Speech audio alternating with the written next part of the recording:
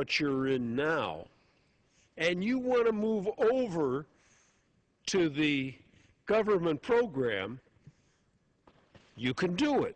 Now, that is not socialism. That is not forcing everybody to do the same thing.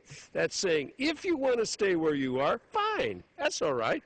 But if we put together a good public option and it looks better to you, it's your free choice. So if the gentleman yield for a moment, should Americans not be afraid of some of these terms that are tossed around? Is there nothing to fear? Is that what you're saying? I yield to the gentleman.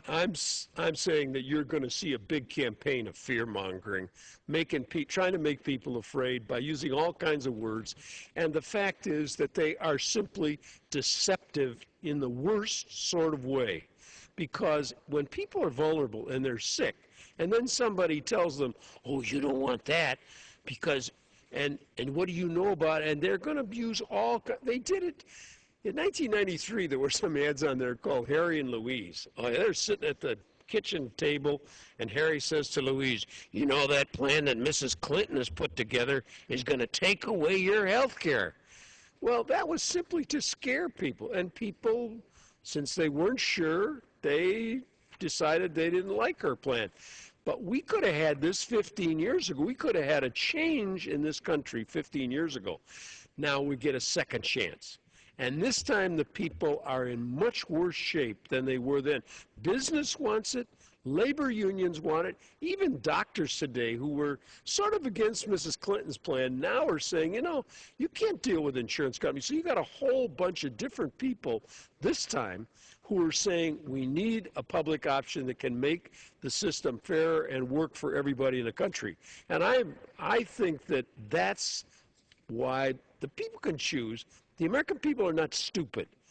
They're not going to fall for this kind of advertising that they used last time.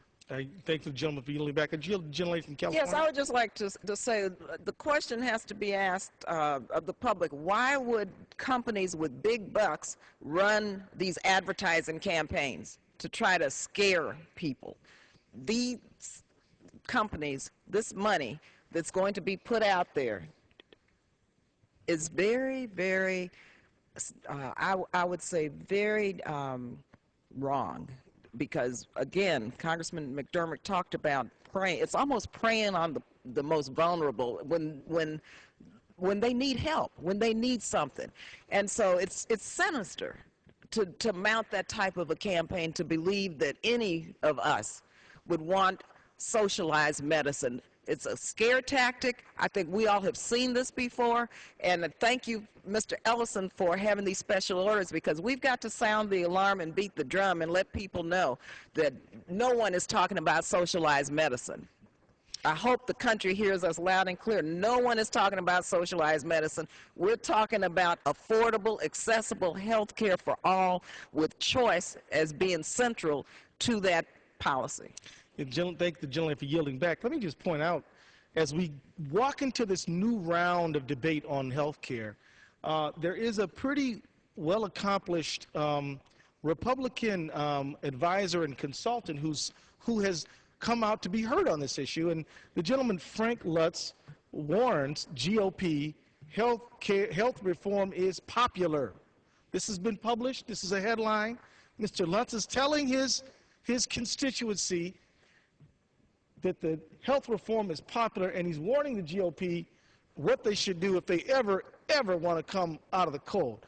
Dr. Frank Lutz, a top Republican consultant on the language of politics, is warning GOP that the American people want health care reform and that lawmakers need to try to avoid directly opposing President Barack Obama. Quote, you simply must be vocally and passionately on the side of reform, all caps. Luntz advises in a confidential 26-page report, I guess it's not so confidential now, report obtained from Capitol Hill Republicans. Quote, the status quo is no longer acceptable if the dynamic becomes President Obama is on the side of reform and Republicans are against it, then the battle is lost and every word in this document is useless. I think it's important to bring this out because we, of course, care about our Republican colleagues. We're all in the same body. And I think the advice to them is to avoid, as